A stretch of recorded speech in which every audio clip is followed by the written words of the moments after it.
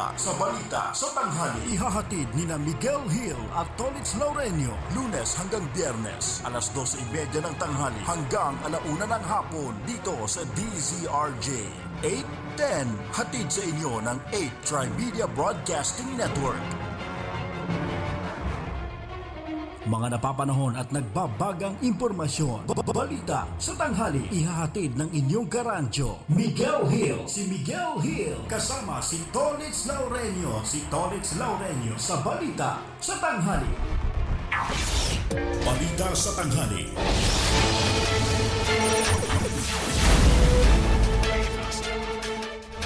Sa pagpapatuloy pa rin ng ating balitaan, aminado ang Department of Justice or DOJ na walang mahatulan sa mga sangkot sa Maguindanao Massacre bago bumaba sa pwesto si Pangulong Noynoy Aquino sa susunod na taon. Ayon kay Justice Undersecretary at Spokesman Emmanuel Caparas, hindi kasi nila kontroladong takbo ng paglilitis at hindi nila alam ang plano ng defense panel. Anya, hanggang sa ngayon ay hindi pa rin tapos ang trial at kailangan na ang masusing paglilitis para matapos ang kaso sa lalong madaling panahon. Siniguro naman ni Caparas sa publiko na pipigilan ng prosecutors ang anumang uri ng dilatory tactics sa mga defendants. Una rito, bago nagbitiw bilang DOJ Secretary, si Secretary Laila De Lima ay umaasa itong madidesisyonan ng Quezon City Regional Trial Court Branch 221 ang kasong multiple murder labang kay Andal Ampatuan Jr. at kapatid na si Saldi bago bumaba si Pangulong Aquino sa June 30, 2016. Pero ayaw naman mangako ni Justice Secretary Alfredo Benhaming Cagyoa na matatapos ng paglilitis sa kaso bago mapalitan si Pangulong Aquino. Nabatid na nangako si Pangulong Aquino sa pamilya ng mga biktima na mabibigyan ng hustisya ang pagkamatay ng kanilang mga mahal sa buhay bago matapos ang kanyang 6 na taong termino. Sa iba pang mga balita naman, pwede naman at naniniwala si dating Commission on Elections Chairman Sixto Brillantes na pwedeng humalili kay Martin Tino si Davao City Mayor Rodrigo Duterte na tumakbo bilang Pangulo sa 2016 presidential elections. Paliwanag ni Brillantes, tatlong ikinukonsidera ng COMELEC na grounds para naman sa substitution. Ito ay kung umatras, namatay o na-disqualify ang isang kandidato. Para sa kaso ni Tino, kahit isa siya sa mga ipinadeklarang nuisance candidate, ay nag-withdraw naman ito ng kandidatura bago magdesisyon ng COMELEC. Samantala, naniniwala si Brillantes na isang estratehiyang hakbang ni Duterte na hindi muna maghain ng Certificate of Candidacy o COC.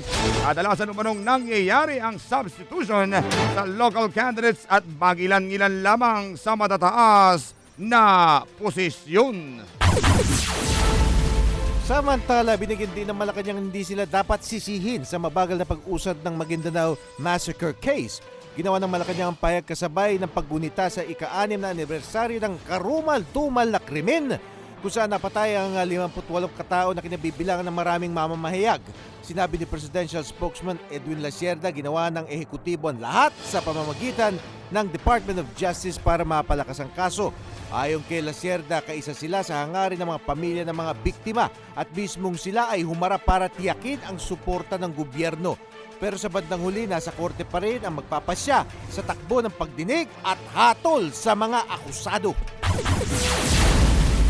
Balita sa tanghali. 10 minuto bago sumabit naman ang ika-1 ng hapon, ay tatanggapin muli tayong live report mula naman dyan sa field. RJ Patrol! Anibersaryo ng Ampatuan Massacre, ginunita ang mga detalye Nestor Cagitla. Dinagsara mga kaanak ng mga naging biktima ng November 23 taong 2009 Ampatuan Massacre ang Sitio Masalay, Barangay Salman, Ampatuan, Maguindanao. Nanguna sa pag-aalay ng panalangin ng mismong gobernador ng Maguindanao na si Ismael Toto Mga Dutato. Bagamat 6 na taon na patuloy na umaasa ang mga naulila ng insidente na mabibigyan pa rin sila ng hustisya. Nananawagan rin sila kay Pangulong Benigno Aquino III na sana'y mapanatag ang lahat bago pa matapos ang termino nito. Ito si Nestor Cagitla para sa DZRJ 810 Media, ang hempilan ng bawat Pilipino. RJ Patrol!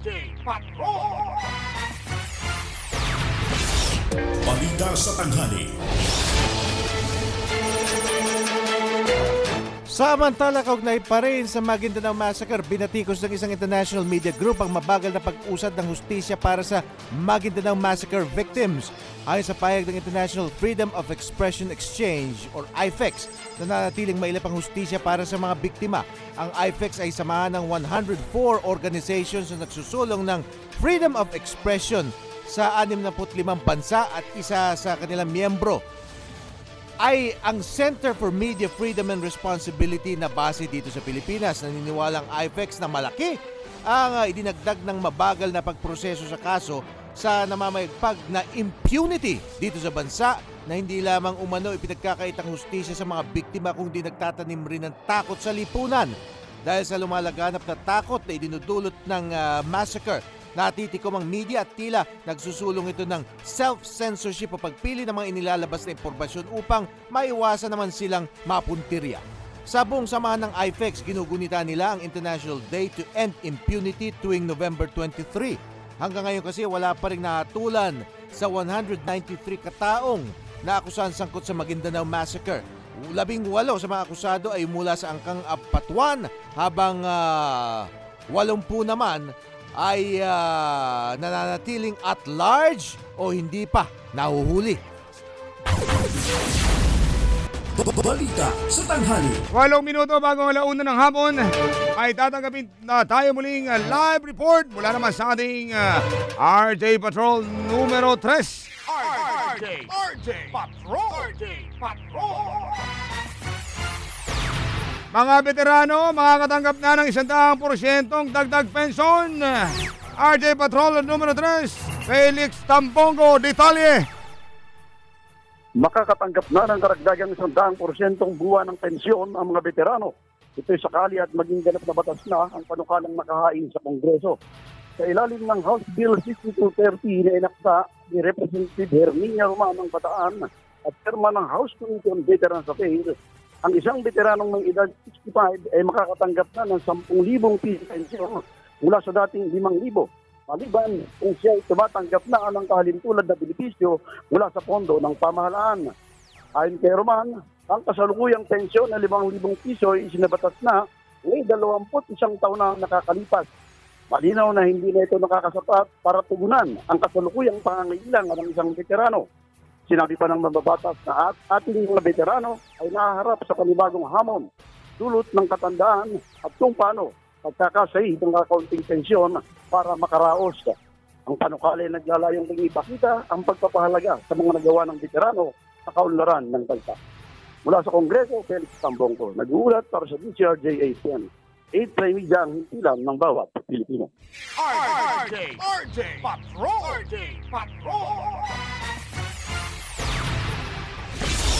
Balita sa tanghali. Balita sa tanghali. 6 na minuto, 1:00 na ng hapon. Isang ulat muli mula pa rin sa field. Ang ating tatanggapin naman mula naman sa ating RJ Patroller numero 2. Ito naman ay kaugnay sa mabilis na internet service naman sa delegado ng APEC dapat rin ipadama sa publiko. Ito naman ay di umano ay ayon kay Cheese Escudero na sa ating linya na ang ating RJ Patroller.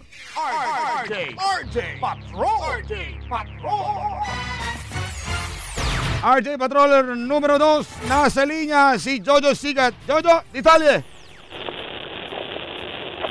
I-greet itong si Senator Francis Escudero na dapat rin na ipadama sa publiko itong nararanasang mabilis na internet service ng mga kumpanya ng telecommunication sa 8,000 delegado sa katatapos lamang na Asian Pacific Economic Cooperation na APEC. Sinabi nitong si Escudero na kung kayang gawin ito sa panahon ng APEC, narapat lamang na mas dapat itong gawin at ipadama sa mamamayang Pilipino.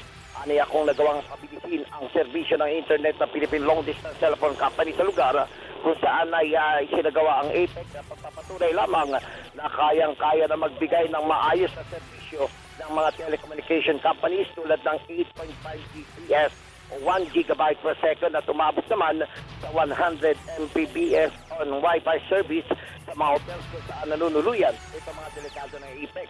Magugunita na matagal ang hinihikayat itong si Escudero ang National Telecommunication Companies na magsagawa ng audit upang malaman ang access coverage at kalidad ng serbisyo ng telco sa bansa nang sa gayon ay makagawa ng regulatory body ang NDC ng mga patakaran at katanggap-tanggap na mabilis na serbisyo at mababang bayarin ng internet service sa bansa. Mula rito sa Senado, ito si Jojo Sikat, nagulat para sa DCRJ 810, 8 Tri-Media, ang impilan ng bawat Pilipino. RJ Patrol!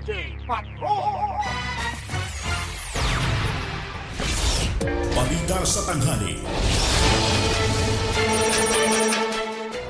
At para naman sa ating police report,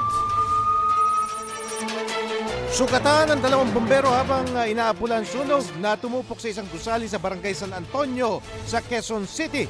Nagsimula ang sunog sa gusali ng Dexterton Corporation na pag-aari ng isang Samson Ong pasado alas 9 ng umaga. Ayon sa volunteer fire group na Text Fire, alas 9:11 nang itinaas unang alarma ang sunog, habang alas 9:35 nang itinaas ang second alarm at alas 9:54 nang itaas ang third alarm. Alas 11:40 naman nang maideklarang fire out ang sunog. Nakilala mga nasugatang bumbero na sina FO1 Delphine Bayutang at FO2 Vic De Vera.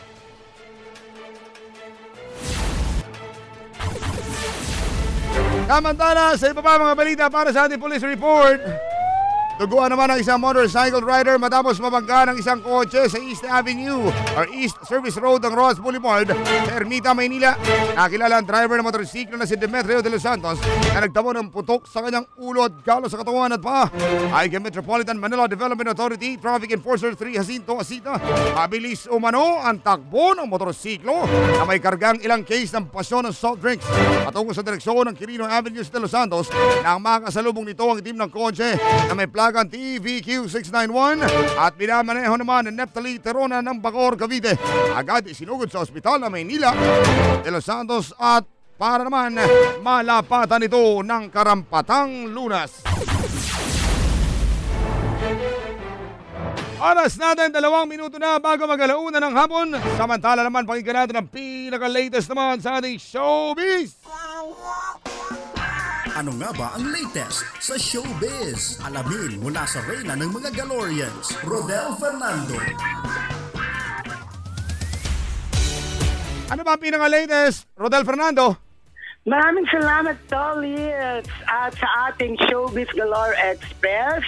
Ito na nga, isa sa mga malaking balita ngayon, ang panganganak ni Marian Rivera, kung saan kahapon ay isinilang na ang kanilang anak ni Dingdong Dantes. 5:25 a.m. kahapon, isinilang si Maria Leticia Dantes. Siyempre pa, tuwang-tuwa ang mag-asawa sa bagong kaganapang ito sa kanilang buhay. At ngayon pa lang ay sigurado na ang magiging magandang future ng kanilang kanilang anak. Ang tabayanan pa ang marami pang kaganapan tungkol sa panganganak ni Marian Rivera. Ihatid natin sa balita sa tanghali. Samantala, ito po ang yung Reyna Rodel ng mga Galorians nag-uulat para sa balita sa tanghali. Dito lamang sa DCRJ 810 AM. Ano nga ba ang latest sa showbiz? Alamin mula sa reyna ng mga Galorians, Rodel Fernando. Balita sa tanghali. At okay, matapos yan. Congrats kay Marian. Congratulations. A bouncing baby, ano ba? Girl? Maria. Ayun. At dito naman po nagtatapos ang ating balita sa tanghali ngayong araw ng Martes, November 24, 2015. Ako naman ang inyong karancho, Miguel Hill. Maraming salamat sa inyong patuloy na pagsubaybay at bukas po tayo magsasama-samang muli. Ako naman si Tolitz Rapido Laurenio. Sumayin nyo ang siksik at liglig na umaapaw ng mga impormasyon. Ugnay naman sa mga balitang kinalap ng aming himpilan mula sa loob at labas ng ating bansa, maging sa industriya ng show business. Babalik mamaya ang inyong balitaan alas 4 impunto para naman sa ating balitang alas 4. Maraming salamat. Susunod na ang musika noon at ngayon, Lloyd O'Malley at Ima Castro sa pagpapatuloy ng ayaw paawat na lumalawak na programa ng DZRJ 8:10 AM 8 Tri-Media Broadcasting Network. Ito ang pasada balita sa Balitang Tanghali sa DZRJ 8:10 AM.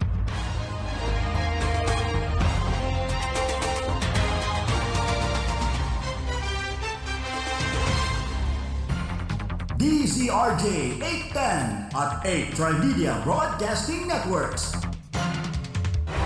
Halalan 2016, isang makabuluhang talakayan.